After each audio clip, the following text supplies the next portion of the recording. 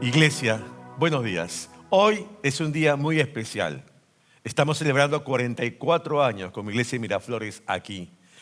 Un 1 de mayo, en el Parque Central de Miraflores, hubo una predicación allí en el aire público.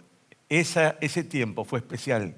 Allí empezó la obra aquí en Miraflores. Allí el Señor comenzó a obrar en los vecinos de Miraflores, con nosotros, entre nosotros, en su iglesia y desde aquí hasta lo último de la tierra.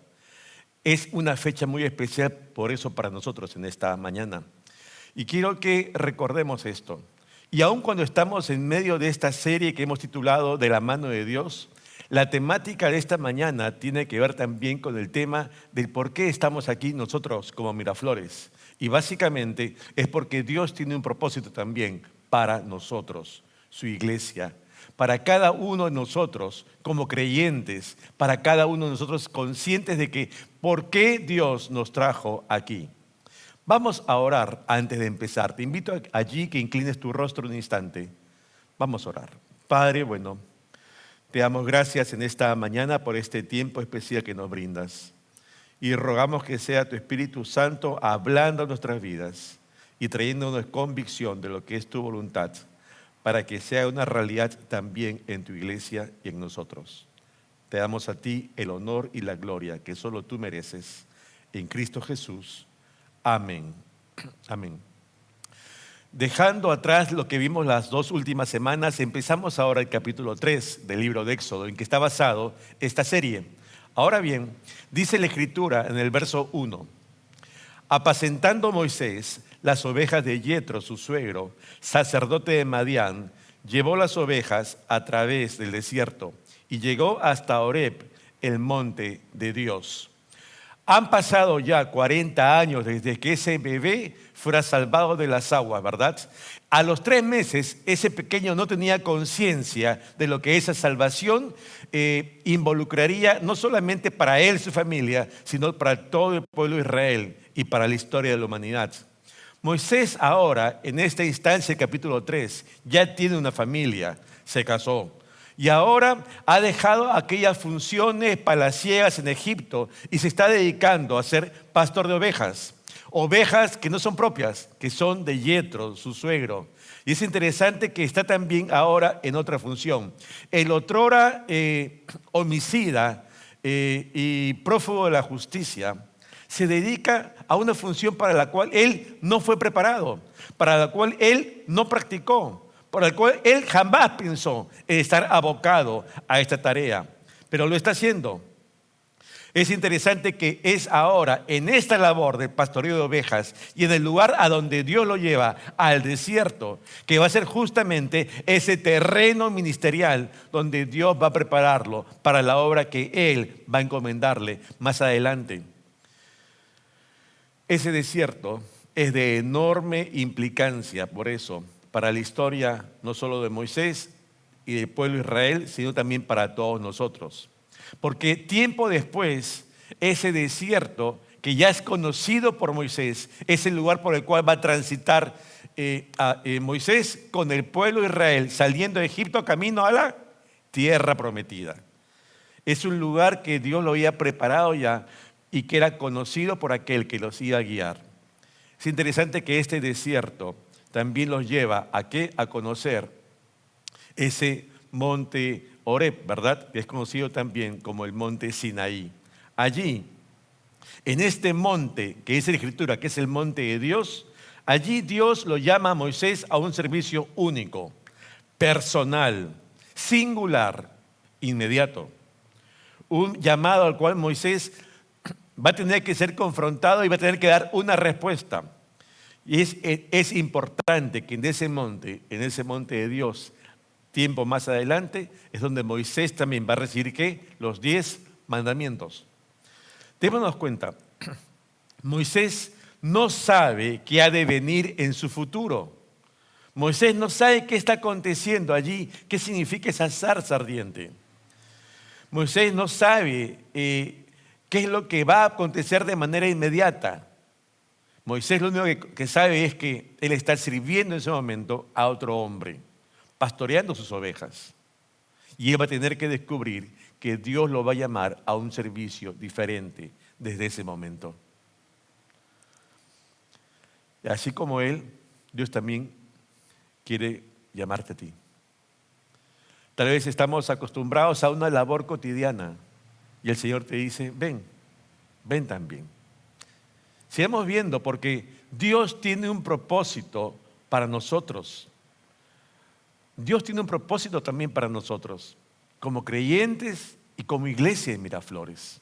Recordemos, ahora Dios está preparando a Moisés para esa tarea que la va a encomendar y él ni siquiera se ha dado cuenta de ello.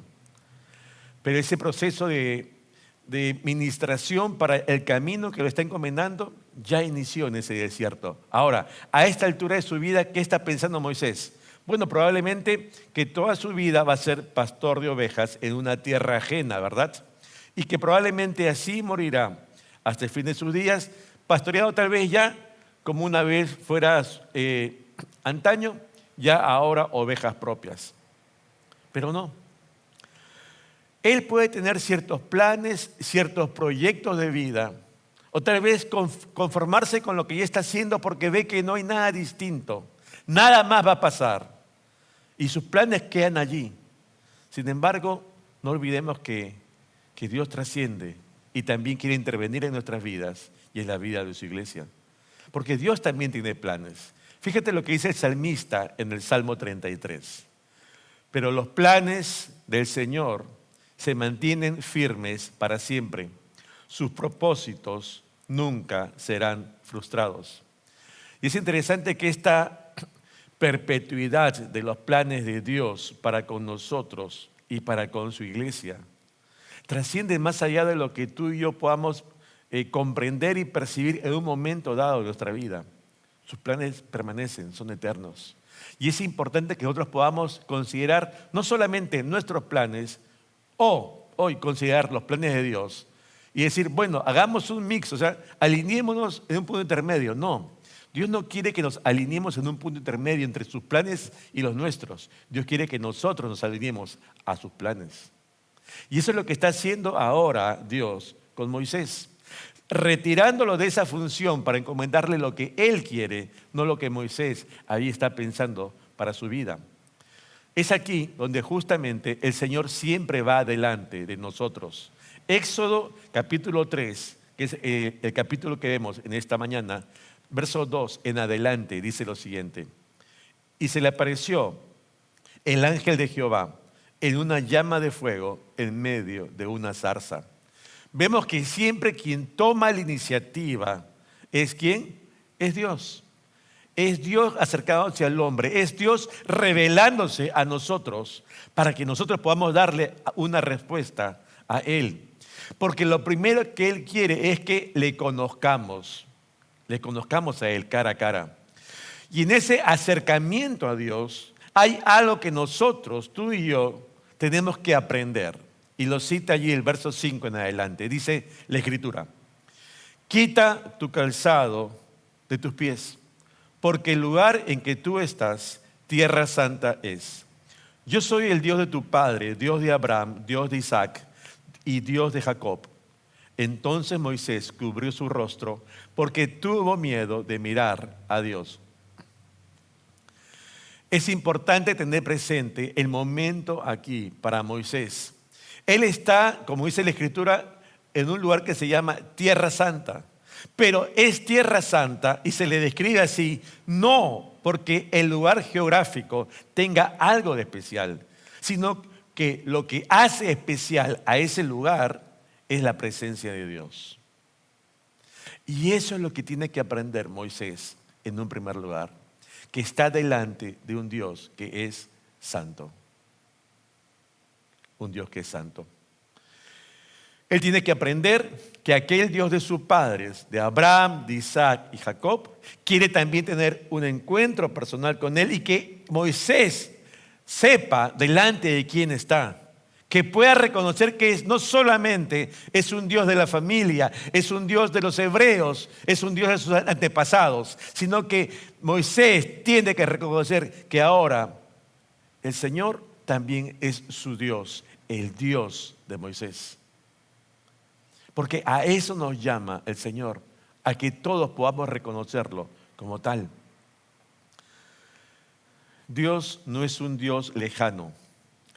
No es un Dios al cual hay que remontarse en la historia y pensar, ¿de qué Dios estamos hablando? Él es un Dios que es vivo, está presente, actual y quiere intervenir en nuestras vidas y en la vida de su iglesia y en la vida de la sociedad, en la vida de todo hombre y mujer que nos creó a su imagen y semejanza. Pero lo que tenemos que hacer es tener la actitud que tuvo Moisés cuando se dio cuenta que estaba delante de Dios. ¿Cuál es? Que tuvo temor y temblor. Y entonces, él, al saberse que está delante del Señor, su actitud cambió y se postró.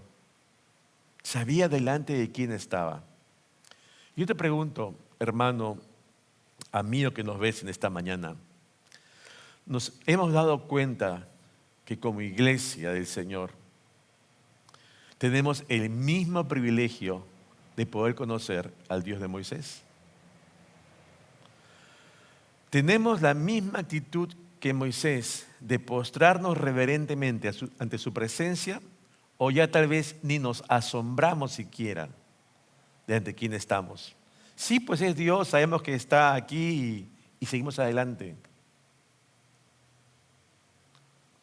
La santidad de Dios me conmueve y me lleva a postrarme delante de Él, o sencillamente no pasa nada.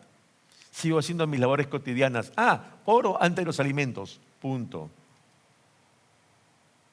¿De qué manera me percibo? Y evaluémonos cuando soy consciente que cada momento estoy delante de la presencia de Dios.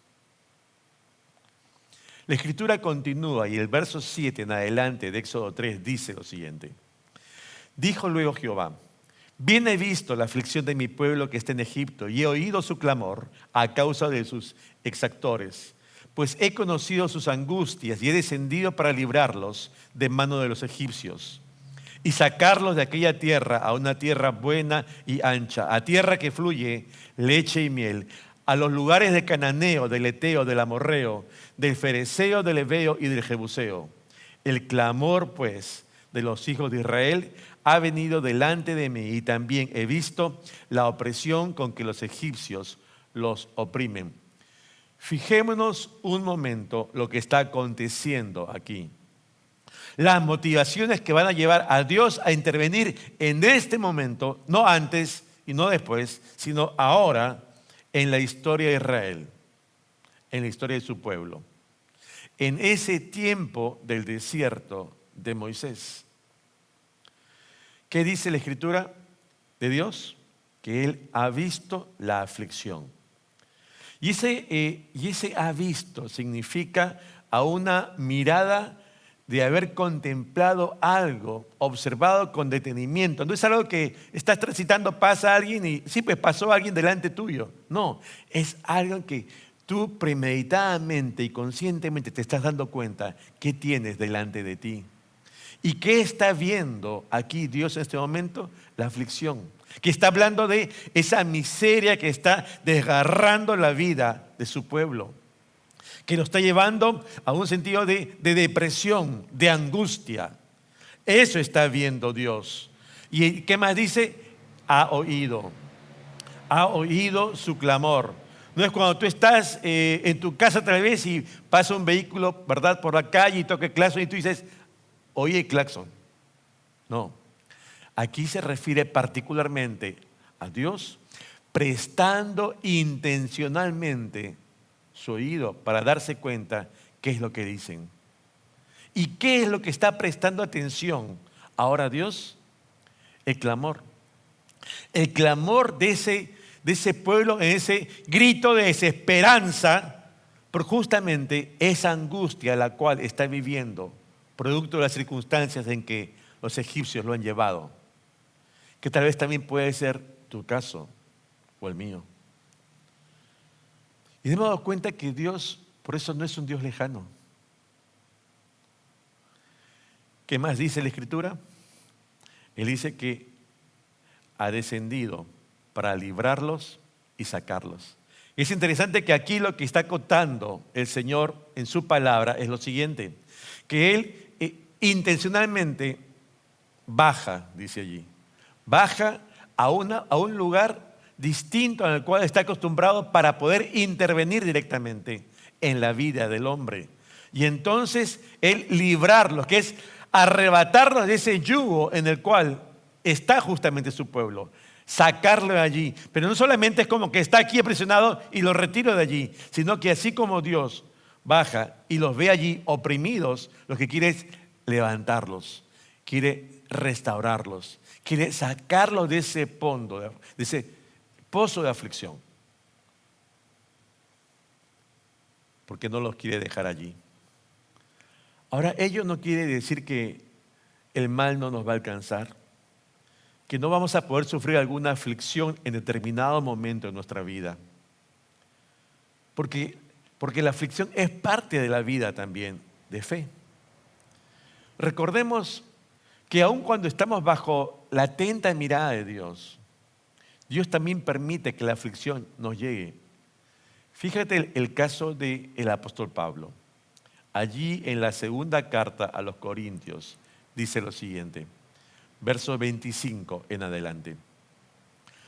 3 veces he sido azotado con varas, una vez apedreado. 3 veces he padecido naufragio. Una noche y un día he estado como un náufrago en alta mar.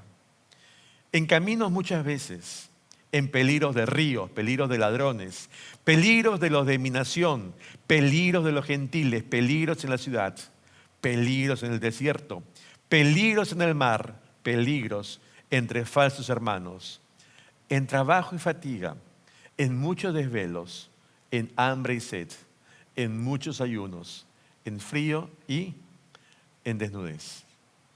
¿Nos damos cuenta? Está siendo, diríamos, autobiográfico aquí el apóstol Pablo. Está dándonos un recital de lo que acontece también, parte en su vida de fe del apóstol. Dios tiene un propósito para nosotros, aun cuando nos permite atravesar por ese valle de lágrimas, por esas aflicciones. Y lo que tenemos que aprender a discernir es, Señor, muéstrame qué me quieres enseñar en este tiempo. Siguiendo con el relato de Éxodo, dice la Escritura entonces que Dios determina algo. ¿Qué cosa? Intervenir. Y allí justamente lo que va a hacer es lo siguiente, versos 10, que dice, ven por tanto, está llamando a Moisés, ven por tanto ahora y te enviaré a Faraón para que saques de Egipto a mi pueblo, los hijos de Israel. Vemos que Dios tiene un propósito, libertar a su pueblo, ¿verdad? Ahora, Dios, ¿qué hace en primer lugar? Llama a Moisés. Llama a Moisés para que él tenga conciencia delante de quién está, quién es el que lo convoca y quién lo envía a una misión. Porque eso es lo primero que le conozca a él, al Señor. Y el Señor que lo convoca, él tiene que ser consciente que no va de mutuo propio, sino que va encomendado por el Señor a una tarea que él nunca pensó que iba a realizar, porque no estaba en su voluntad, ni en sus proyectos, ni en sus planes, sino en los de Dios. La demanda aquí del Señor cuando nos realiza una convocatoria es que Él espera una respuesta afirmativa siempre de nosotros, pero una respuesta que sea ya mismo, no para mañana, no cuando acabes esto, sino hoy. Y eso fue justamente el pedido de Dios. Recuerda el verso 10 que dice, ven por tanto ahora, ven por tanto ahora. El llamado a una respuesta es ya, no para después. Y es necesario en este momento que nos detengamos del avance de este capítulo para comprender algo más para nosotros como iglesia de Miraflores en esta fecha. Porque es lo mismo que Dios espera para su iglesia aquí en Miraflores en este tiempo. Así como Moisés, en un momento determinado de la historia, él fuera reconocido como profeta y como libertador, ¿no? ¿Verdad? Allí para Israel. Es esa misma función que Dios también le llama a su iglesia, en un sentido, hoy.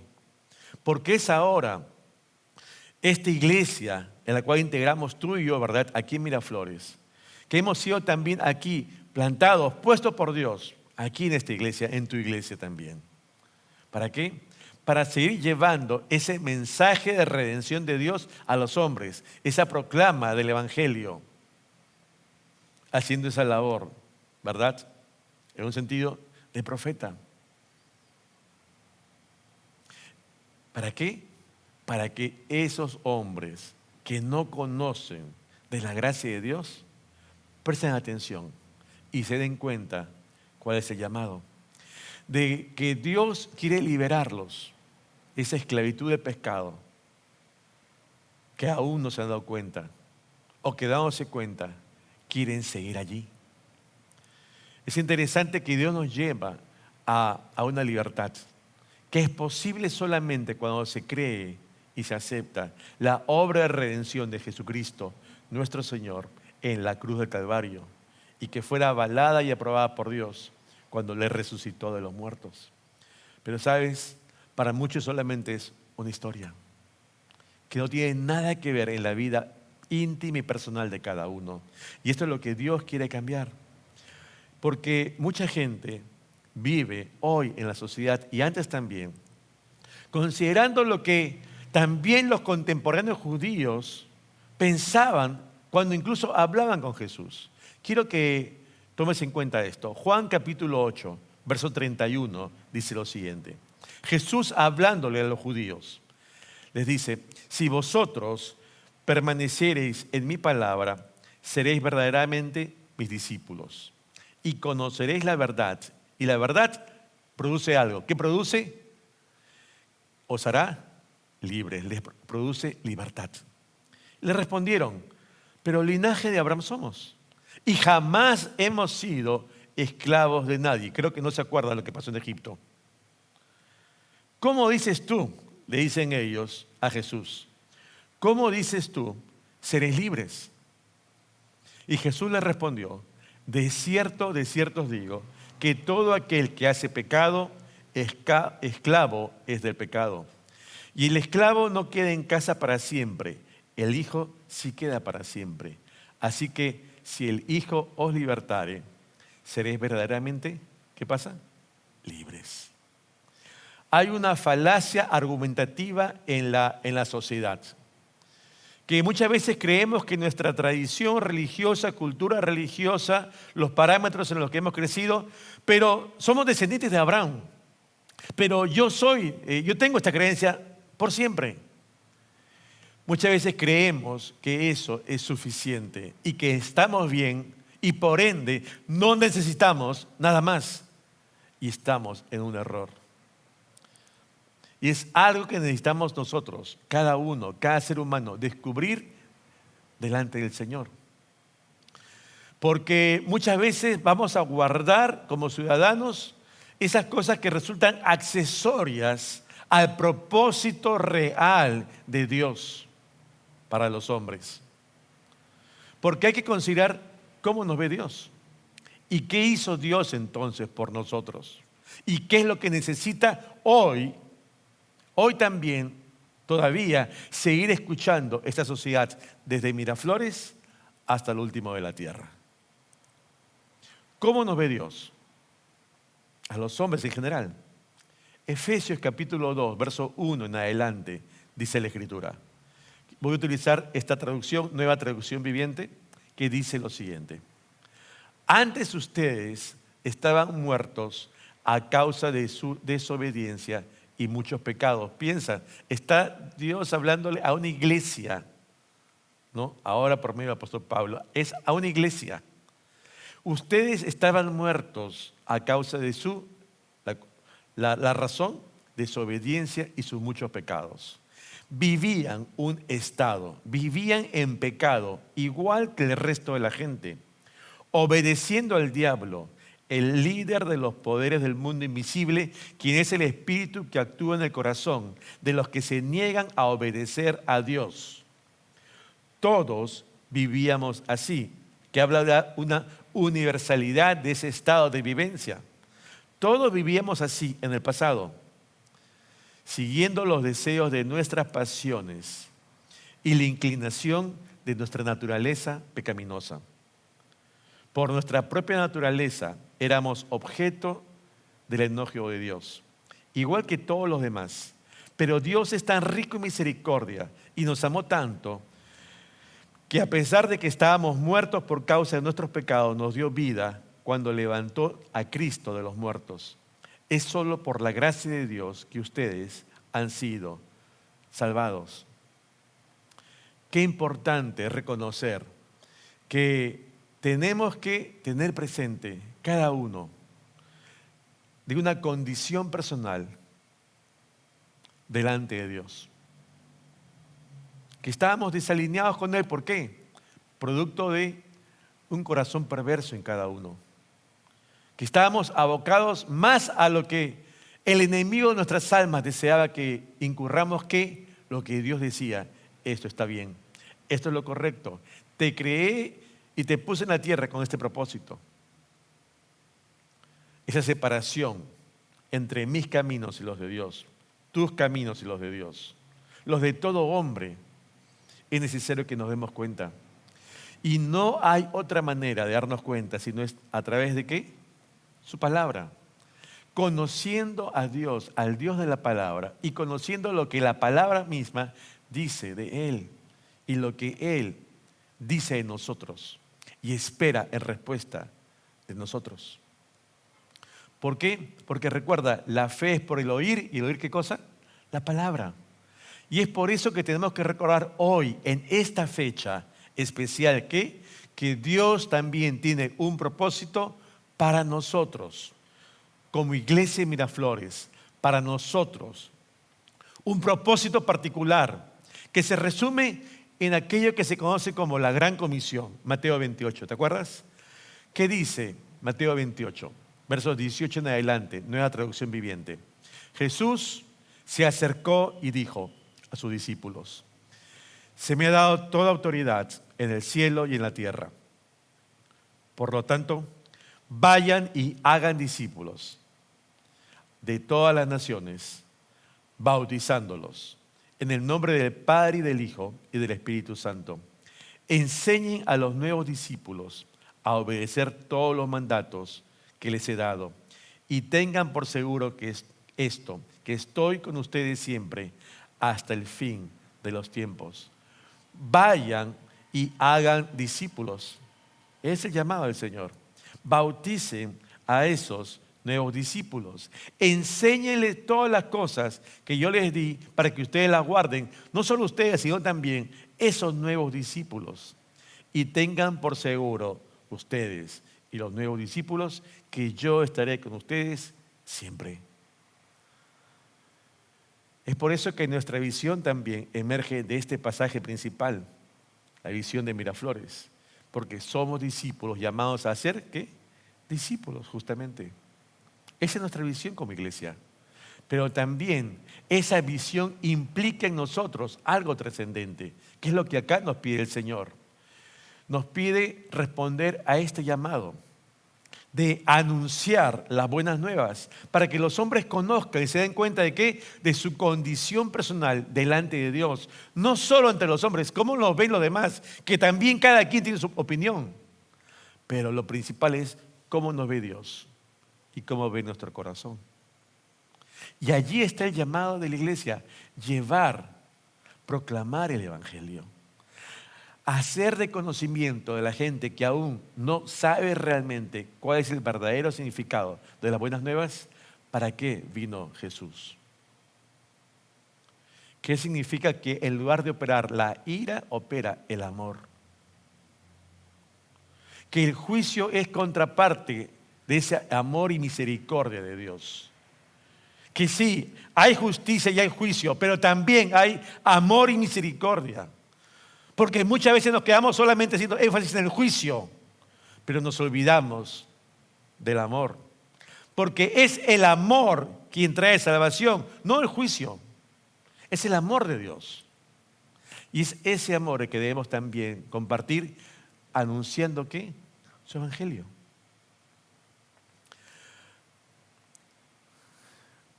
Hace muy poco, como congregación, falleció un hermano, Rolando Donaire. Y él, en este último mes, quiero compartírtelo, hermano de la iglesia, un tema testimonial de él ya con el Señor. En el último mes, él me llamó y convocó para armar un equipo con otros pastores de la iglesia y poder justamente escribir en periódicos digitales, seculares, no religiosos, porque los editores habían aceptado a su iniciativa que podamos escribir pastores evangélicos en medios no cristianos. Y empezamos a hacer eso. Formamos un equipo, ya se habían publicado 3, 4 notas, ya había arrancado, pero a él le afectó esta enfermedad y acaba de fallecer. En ese último esfuerzo de vida, ¿qué estaba pensando Rolando? Seguir anunciando las buenas nuevas. Él no se quedó contento. ¿Sabes? Quiero decirte algo, que tal vez es infidencia, pero quiero que tú cuantifiques la importancia de esto. Rolando en el último mes se quedó sin trabajo. Y en esa circunstancia de crisis, obviamente también preocupado por la situación de la familia, ¿sabes qué está pensando? ¿Cómo hacemos para seguir anunciando las buenas nuevas? ¿Te das cuenta? Él no me llamó para ver de qué manera lo contactábamos con un trabajo. Él nos llamó para decir de qué manera podemos seguir llevando más adelante el evangelio. Y ese es el corazón que Dios quiere que tú y yo tengamos. Esa es la pasión que el Señor quiere que tengamos. Como decía el apóstol Pablo, guiado por el Espíritu Santo en la carta a los Romanos, termino con esto. ¿Cómo pues invocarán a aquel en el cual no han creído? ¿Y cómo creerán en aquel de quien no han oído? ¿Y cómo oirán sin haber quien les predique? Han pasado 44 años desde que el Señor nos trajo aquí a Miraflores, a nosotros. Hoy hay crisis, hay dolor, hay luto, hay enfermedad, hay desempleo. Pero si tú y yo, hermanos de la congregación, vivimos también esas dramáticas experiencias y tristes experiencias, piensa en aquellos que también las viven, pero ellos sin del Señor en sus corazones. Sin la esperanza que tú y yo tenemos. Sin esa convicción de vida eterna y que estaremos con el Señor por la eternidad y que Él está cada día con nosotros. Te invito a tener una meta este año como iglesia. Cada uno de nosotros. ¿Cuál es la meta? Discipula, hermano, hermana, a uno en todo este año. Discipula a uno, un nuevo creyente, alguien que no conoce al Señor. Preséntale el evangelio, que conozca al Señor y discipúlalo. Y tráelo a la iglesia, que conozca lo que es la vida congregacional. ¿Sabes? Esa es nuestra tarea.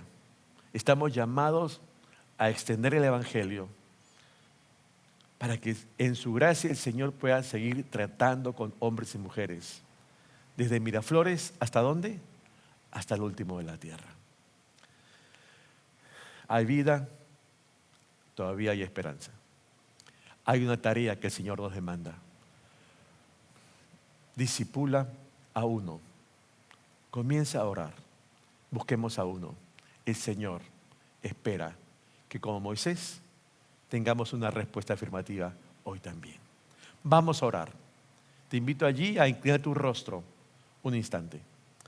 Padre bueno, te damos gracias en esta mañana por tu palabra. Y rogamos que seas tú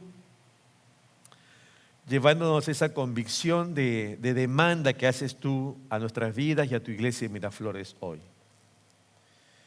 que tomemos por cierto, Señor, no solamente seguir instruyendo o guiando grupos pequeños con gente y hermanos en la fe, sino ver al nuevo, ver a aquella persona que aún no te conoce de manera personal, que no ha podido oír hasta ahora, como un día aconteciese con nosotros, ese evangelio de amor, de gracia y de perdón.